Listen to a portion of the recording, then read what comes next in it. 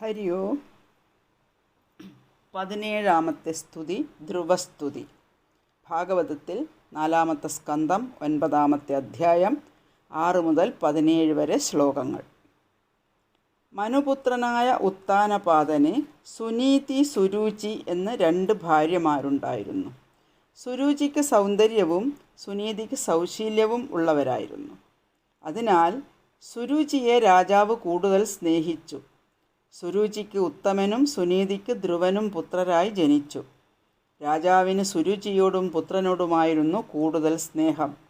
അതിനാൽ സുരുചി അഹങ്കാരിയായി. ധാർമ്മികനാവണം രാജാവ്, പക്ഷേ അദ്ദേഹം അത് ചെയ്തില്ല. രുചി വന്നാൽ നീതി നഷ്ടപ്പെടുകയാണ്. നമുക്ക് രുചിയോട് താല്പര്യം വന്നാൽ നമ്മുടെ നീതിബോധം പോകും. ഇതാണ് ദുഃഖത്തിൻ്റെ കാരണം. ഉത്താനപാദൻ എന്ന് വെച്ചാൽ പാദം മുകളിലേക്കും തല താഴേക്കും വെച്ചവൻ എന്നാണ്. തല കീഴാക്കിയവൻ, അല്ലെങ്കിൽ ആദർശങ്ങൾക്ക് മൂല്യങ്ങൾക്ക് വില കൽപ്പിക്കാത്തവൻ. കുട്ടികൾക്കൊന്നും അറിയില്ലല്ലോ. ഒരു ദിവസം അവർ കളിച്ചുകൊണ്ടിരിക്കുമ്പോൾ ഉത്തമൻ ഓടിപ്പോയി അച്ഛൻ്റെ മടിയിലിരുന്നു. ധ്രുവനും അച്ഛൻ്റെ മടിയിലിരിക്കണമെന്ന ആശയാൽ ഓടിപ്പോയി അച്ഛൻ്റെ മടിയിലിരിക്കാൻ കൈ നീട്ടി. സുരുചിയെ പേടിച്ച് എടുത്ത് മടിയിൽ വെച്ചില്ല ഉത്താനപാദൻ. ഇത് കണ്ട് സുരുചി പറഞ്ഞു, കണ്ട കുട്ടികൾക്കൊന്നും കയറി ഇരിക്കാനുള്ളതല്ല രാജാവിൻ്റെ മടി. നീയും രാജപുത്രൻ തന്നെ, എങ്കിലും നടക്കില്ല നിൻ്റെ മോഹം. നിനക്കങ്ങനെ മോഹമുണ്ടെങ്കിൽ കാട്ടിൽ പോയിട്ട് ഭഗവാനെ ഭജിച്ച് പ്രത്യക്ഷപ്പെടുത്തി വരം വാങ്ങി ഈ ജന്മം അവസാനിപ്പിച്ച് എൻ്റെ ഉണ്ണിയായിട്ട് ജനിച്ചാൽ ഇവിടെ ഇരിക്കാം. ചെറിയമ്മ ചീത്ത പറയുകയാണ്. സ്ത്രീജിതനായ ഉത്താനപാദൻ ഒന്നും പറയാതെ തല താഴ്ത്തി അവിടെ ഇരുന്നു. ഈ ദുർവാക്യങ്ങൾ കേട്ട് മനസ്സ് വേദനിച്ച ധ്രുവൻ പൊട്ടിക്കരഞ്ഞുകൊണ്ട് അമ്മയുടെ അടുത്തെത്തി ആ പാദത്തിൽ വീണു. തൻ്റെ പുത്രനെ സുനീതി വാരിയെടുത്ത് കണ്ണീരൊപ്പിക്കൊണ്ട് ആശ്ലേഷിച്ച് കുട്ടിയെ സമാധാനിപ്പിക്കുകയാണ്. ഉണ്ണി, നീ വിഷമിക്കണ്ട, ദുഃഖിക്കണ്ട. ഈ ലോകത്തിങ്ങനെ ദുഃഖമാണുണ്ടാവുക. ഈശ്വരനെ ആശ്രയിച്ചാൽ ദുഃഖമില്ലാതെ കഴിയാം. അതുകൊണ്ട് എന്തൊക്കെ അനുഭവിക്കുന്നുണ്ടോ അതൊക്കെ ഭഗവാനിലേക്ക് ചേരാനും ഭഗവാനെ ആശ്രയിക്കാനും ഒരു വഴി ഭഗവാൻ ഉണ്ടാക്കി തരുന്നതാണെന്ന് വിചാരിക്കുക. കുഞ്ഞെ, ഇതൊക്കെ നമ്മുടെ കർമ്മഫലമാണ്. നീ ആരെപ്പറ്റിയും മോശം വിചാരിക്കരുത്. ചെറിയമ്മ പറഞ്ഞു തന്നത് സത്യമാണ്. പെറ്റമ്മയായിട്ടുള്ള ഞാൻ പറഞ്ഞു തരേണ്ടത് ചെറിയമ്മ പറഞ്ഞു തന്നില്ലേ? നോക്കൂ സുനീതിയെ, ചെറിയമ്മ പറഞ്ഞതിൽ നല്ലതു മാത്രം എടുത്തു. അമ്മയുടെ സാരഗർഭമായ വാക്കുകൾ കേട്ട് തൻ്റെ കാര്യസിദ്ധിക്ക് ഇതേ മാർഗമുള്ളൂ എന്ന് മനസ്സിലാക്കി ആ ഉണ്ണി ഇറങ്ങി കാട്ടിലേക്ക് ഭഗവാനെ ഭജിക്കണം എന്ന ഉറപ്പോടുകൂടി പോയി. ഭഗവാൻ എങ്ങനെയാണ്, എന്ത് മന്ത്രം ജപിക്കണം എന്നൊന്നും അറിയില്ല. ഭഗവാൻ നാരദരെ വിട്ടു. നാരദർ വന്ന് അവൻ്റെ തലയിൽ കൈവച്ച് അനുഗ്രഹിച്ചിട്ട് പറഞ്ഞു, ധ്രുവ, എങ്ങോട്ടാ പോകുന്നത്? ഭഗവാനെ തപസ്സു ചെയ്യാൻ, ധ്രുവൻ പറഞ്ഞു. നാരദർ പറഞ്ഞു, നീ ഇപ്പോൾ കളിക്കോപ്പെടുത്ത് കളിക്കേണ്ട പ്രായമല്ലേ. 5 വയസ്സിലാണോ ഭഗവാനെ തപസ്സു ചെയ്യുന്നത്? ആരുടെ അനുഗ്രഹം നേടാനാണ് നീ പോകുന്നത്? ആ ദേവൻ വേഗത്തിൽ പ്രസാദിക്കുന്നവനല്ലെന്ന് മനസ്സിലാക്കണം. അനേകം ജന്മങ്ങൾ കൊണ്ട് യോഗികൾ സാധിക്കുന്ന കാര്യം ബാലനായ നീ എങ്ങനെ സാധിക്കും? നാരദ മഹർഷിയെ ഒന്ന് നോക്കി ധ്രുവൻ. പിതൃജനങ്ങൾ കൈയടക്കാത്തതായ ഒരു സ്ഥാനം നേടാൻ ആഗ്രഹിക്കുന്ന എനിക്ക് അതിനുള്ള മാർഗം അങ്ങ് ഉപദേശിക്കണം. നാരദ മഹർഷി അവൻ്റെ ആഗ്രഹസിദ്ധിക്കായുള്ള മാർഗം പറഞ്ഞുകൊടുത്തു. വത്സ, നിൻ്റെ അഭിലാഷം സാധിക്കാൻ മാർഗം ഹരിസേവനം തന്നെ. ഹരിസാന്നിധ്യമുള്ള കാളിന്തി തടത്തിൽ ചെല്ലുക. അവിടെ ഒരാസനമുറപ്പിച്ച് പ്രാണായാമം ചെയ്ത് മനസ്സ് നല്ലവണ്ണം ഉറപ്പിച്ച് ധ്യാനിക്കുക. മഹാവിഷ്ണു രൂപം മനസ്സിൽ ധ്യാനിച്ച് അതിൽ തന്നെ മുഴുകുക. ഓം നമോ ഭഗവതേ വാസുദേവായ എന്ന മന്ത്രം കൊണ്ട് ഭഗവാനെ പൂജിക്കുക. ഇങ്ങനെ നീ ചെയ്താൽ നിൻ്റെ ആഗ്രഹം സാധിക്കും. നാരദൻ ഇങ്ങനെ പറഞ്ഞതു കേട്ട് അദ്ദേഹത്തെ പ്രദക്ഷിണം വെച്ച് നമസ്കരിച്ചതിനു ശേഷം അത്യന്തം പുണ്യപ്രദമായ മധുവനത്തിലേക്ക് പോയി. നാരദൻ പറഞ്ഞ പോലെ ധ്രുവൻ കാളിന്തിയിൽ കുളിച്ച് ഉപവസിച്ച് ധ്യാനിച്ചു. ആദ്യ മാസം 3 ദിവസം കൂടുമ്പോൾ എന്തെങ്കിലും ഫലം കഴിക്കും. രണ്ടാമത്തെ മാസം 6 ദിവസം കൂടുമ്പോൾ ഉണങ്ങിയ ഇലയും, 3-ാം മാസത്തിൽ 9 ദിവസത്തിൽ ഒരിക്കൽ ജലപാനം മാത്രം, 4-ാം മാസത്തിലും ജലമാത്രമായി കഴിച്ചു. 5-ാം മാസത്തിൽ പ്രാണനെ ഉള്ളിലടക്കി ഭഗവത് സ്വരൂപം മാത്രം കണ്ടുകൊണ്ട് ധ്യാനിച്ച അവൻ മറ്റൊന്നും കണ്ടില്ല. ബ്രഹ്മത്തെ ഉള്ളിലടക്കി ധ്യാനിക്കയാൽ ചരാചരങ്ങളെല്ലാം ഒന്നിളകി ശ്വാസം പോലും ലഭിക്കാതെ ലോകരെല്ലാം വിഷമിച്ചു. അവർ ഭഗവാനെ തന്നെ ശരണം പ്രാപിച്ചു. ഭഗവാൻ ഭക്തനെ കാണാനുള്ള ആഗ്രഹത്താൽ ഗരുഡാരൂഢനായി മധുവനത്തിൽ ചെന്നു. തീവ്രമായ യോഗസമാധിയിൽ നിന്നിരുന്ന ധ്രുവൻ്റെ ഉള്ളിൽ തെളിഞ്ഞു നിന്ന ഭഗവത് രൂപം പെട്ടെന്ന് മറഞ്ഞു. ഉടൻ തന്നെ സംഭ്രമത്തോടെ കണ്ണുകൾ തുറന്നു നോക്കി. താൻ ധ്യാനിച്ച രൂപം അതാ മുന്നിൽ കാണുന്നു. ഭഗവത് ദർശനത്താൽ പരിഭ്രാന്തനായി നിലത്ത് വീണ് നമസ്കരിച്ച് എഴുന്നേറ്റ് ഭക്തിയോടെ വന്ദിച്ചു നിന്നു. എങ്ങനെ ഭഗവാനെ സ്തുതിക്കുമെന്നറിയാതെ, ഒന്നും മിണ്ടാൻ പോലും ശക്തിയില്ലാതെ ധ്രുവൻ നിന്നു. ഭഗവാൻ ശ്രുതിരൂപമാകുന്ന ശംഖുകൊണ്ട് കാരുണ്യത്തോടുകൂടി ആ ബാലൻ്റെ കവിളിൽ സ്പർശിച്ചു. ഉടനെ അവൻ്റെ ഹൃദയത്തിൽ പരമാത്മതത്വം ഉദിച്ചു. മനസ്സിൽ പ്രകാശിച്ച വാക്കുകൾ പുറത്തു വന്ന് ഭഗവാനെ സ്തുതിച്ചു. ഇനി സ്തുതി കേൾക്കാം. ധ്രുവ ഉവാച യോന്തഃപ്രവിശ്യ മമ വാചമിമാം പ്രസുപ്താം സംജീവയത്യഖിലശക്തിധരസ്വധാംനാ അന്യാംശ്ച ഹസ്തശരണശ്രവണത്വഗാദീൻ പ്രാണാൻ നമോ ഭഗവതേ പുരുഷായ തുഭ്യം.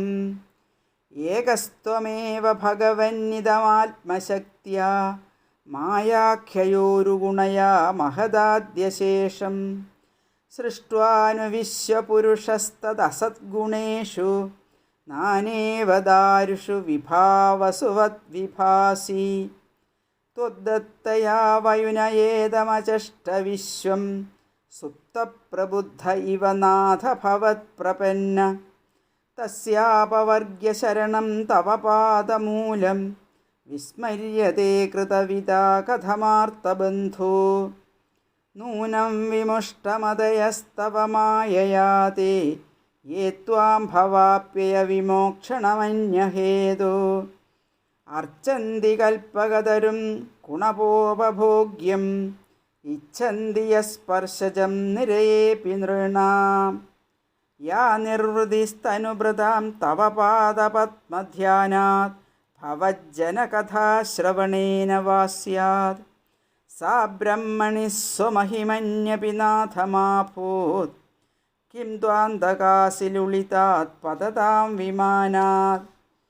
ഭക്തിം മുഹുഃ പ്രവഹതാം ത്വയി മേ പ്രസംഗോ ഭൂയാദനന്തമഹതാമമലാശയാനാം. യേനാഞ്ജസോൽബണമുരുവ്യസനം ഭവാബ്ധിം നേഷ്യേ ഭവദ്ഗുണകഥാമൃതപാനമത്ത. തേന സ്മരന്ത്യതിതരാം പ്രിയ ഈശമർത്യം യേ ചാന്വതഃ സുതസുഹൃദ്ഗ്രഹവിത്തദാരാ. യേ ത്വബ്ജനാഭ ഭവദീയ പദാരവിന്ദ സൗഗന്ധ്യലുബ്ധഹൃദയേഷു കൃതപ്രസംഗ. തിര്യങ്നഗദ്വിജസരീസൃപദേവദൈത്യൈ മർത്യാധിഭിർപരിചിതം സദസദ്വിശേഷം.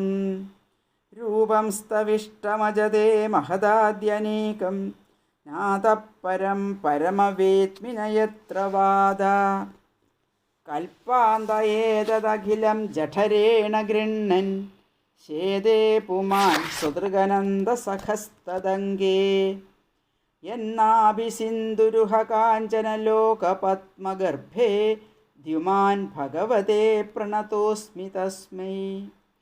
ത്വം നിത്യമുക്തപരിശുദ്ധവിബുദ്ധ ആത്മാ കൂടസ്ഥ ആദിപുരുഷോ ഭഗവാസ്ത്രധീശ.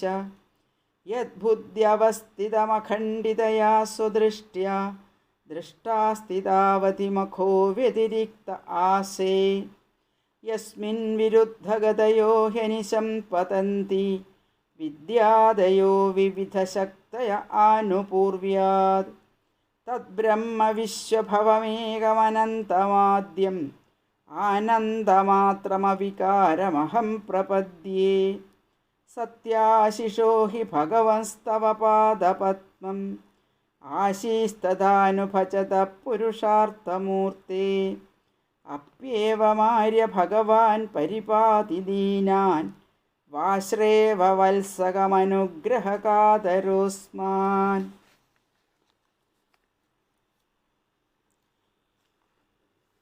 ഏതൊരു ശക്തിയാണോ എന്നിൽ പ്രവേശിച്ച് എനിക്ക് ഇന്ദ്രിയ ശക്തിയും വാക്സാമർഥ്യവും നൽകിയത്, ആ പരമാത്മാവിനെ ഞാൻ നമസ്കരിക്കുന്നു. ഏകനായ അങ്ങ് മായ എന്ന തൻ്റെ ശക്തിയാൽ മഹത്വാദി പ്രപഞ്ചത്തെ സൃഷ്ടിച്ച് അതിൽ അന്തര്യാമിയായി പ്രവേശിച്ച് വിറകിൽ അഗ്നിയെന്നോണം നാനാരൂപനായി പ്രകാശിക്കുന്നു. പ്രപഞ്ച സൃഷ്ടിക്കുള്ള ജ്ഞാനം ബ്രഹ്മാവിന് കൊടുത്ത ജഗദീശ്വര, അങ്ങേക്ക് പ്രണാമം. എല്ലാ ആഗ്രഹങ്ങളും വെടിഞ്ഞ് ഏകാന്ത മനസ്സോടെ ഭജിക്കുന്നവർക്ക് നിത്യാനന്ദം നൽകുന്ന അങ്ങേക്ക് നമസ്കാരം. അങ്ങയുടെ പാദപത്മധ്യാനത്താലോ നാമസങ്കീർത്തനാദികളാലോ ഈ സംസാരസാഗരം കടക്കാൻ ഉദ്ദേശിക്കുന്നവരുടെ ദുഃഖം ശമിപ്പിക്കുന്ന ഭഗവാന് നമസ്കാരം. അങ്ങയുടെ പാദമൂലം ഭജിക്കുന്ന സജ്ജനങ്ങളുമായി സംസർഗമുണ്ടാകണം. സജ്ജന സംഘം കൊണ്ടല്ലാതെ അങ്ങയെ സന്തോഷിപ്പിക്കാൻ സാധിക്കയില്ല. അങ്ങ് നിത്യമുക്തനും നിത്യശുദ്ധനും സർവജ്ഞനും ആത്മസ്വരൂപനും നിർവികാരനും ആദിപുരുഷനും ഐശ്വര്യാദി ഷഡ്ഗുണസമ്പൂർണനും പുണ്യപാപരൂപങ്ങളായ കർമ്മങ്ങളുടെ ഫലദാതാവും ആകുന്നു. ദീനാനുകമ്പനായ അങ്ങയെ ഞാൻ ശരണം പ്രാപിച്ച് നമസ്കരിക്കുന്നു. എങ്കിലും ആദ്യം പ്രസവിച്ച തൻ്റെ കുട്ടിയെ എന്ന പോലെ ദീനരും ദുഃഖിതരുമായ ഞങ്ങളെ സർവേശ്വര അവിടുന്ന് കാത്തുരക്ഷിക്കണേ. ഇങ്ങനെ സത്യസങ്കല്പത്തോടെ സ്തുതിക്കുന്ന ധ്രുവനെ വാത്സല്യത്താൽ അഭിനന്ദിച്ചുകൊണ്ട് ഭഗവാൻ പറഞ്ഞു, നിൻ്റെ അഭിലാഷങ്ങൾ ഞാൻ മനസ്സിലാക്കി. വേറെ എങ്ങും കിട്ടാത്തതു ഞാൻ തരുന്നു.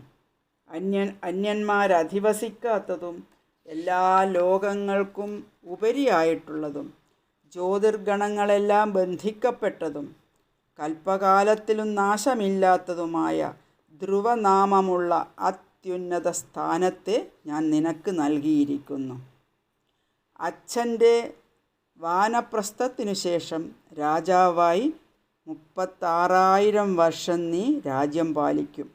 യാഗങ്ങളെല്ലാം ചെയ്ത് എന്നെ അർച്ചന ചെയ്ത് ഉത്തമ ഭോഗങ്ങൾ ഭുജിച്ച് അവസാനം നീ ആ പുണ്യപദത്തിലെത്തിച്ചേരും. യതികൾക്ക് മാത്രമാണ് അവിടെ പ്രവേശനം ലഭിക്കുകയുള്ളൂ. അവിടെ ചെല്ലുന്നവൻ ഒരിക്കലും പിന്നെ ഭവസാഗരത്തിൽ വീഴുന്നില്ല. ഇങ്ങനെ പറഞ്ഞ് ധ്രുവൻ നോക്കിക്കൊണ്ടിരിക്കുമ്പോൾ ഭഗവാൻ ഗരുഡോപരി വൈകുണ്ഠത്തിലേക്ക് തിരിച്ചു. ഭഗവാനെ ദർശിച്ച് ധ്രുവൻ തിരിച്ചു വരുന്ന വിവരമറിഞ്ഞ് സർവവിധ വാദ്യഘോഷങ്ങളോടും പത്നിമാരോടും ഉത്തമനോടും പ്രജകളോടും കൂടി രാജാവ് പുത്രനെ എതിരേൽക്കാൻ പുറപ്പെട്ടു. രാജാവ് മകനെ മാറോടണച്ച് ആനന്ദക്കണ്ണീർ തൂകി. സുരുചിയും സുനീതിയും ആശ്ലേഷിച്ചു. ധ്രുവൻ എല്ലാവരുടെയും പാദങ്ങളെ നമസ്കരിച്ചു. ഭഗവാൻ പ്രസാദിച്ചാൽ പിന്നെ എല്ലാവരും അവനെ സ്നേഹിക്കും, തലകുനിക്കും. അവിടെ പിന്നെ വിദ്വേഷമില്ല. എങ്കിലും ഭഗവാനെ പ്രത്യക്ഷപ്പെടുത്തിയിട്ടും ദർശിച്ചിട്ടും കേവലം ലൗകികത്തിൽ താൻ ആഗ്രഹിച്ചത് ലഭിച്ചതിൽ ധ്രുവന് സ്വൽപ്പം മനപ്രയാസമുണ്ടായി. സനന്ദാദികളായുള്ള മുനിമാർ പോലും പല ജന്മം കൊണ്ട് സാധിച്ച ഹരിദർശനം കേവലം 6 മാസം കൊണ്ട് സാധിച്ചിട്ട് നിർവാണപദം ചോദിക്കാൻ തോന്നിയില്ലല്ലോ എന്നോർത്ത് ധ്രുവൻ ദുഃഖിച്ചു. ഓം നമോ ഭഗവതേ വാസുദേവായ.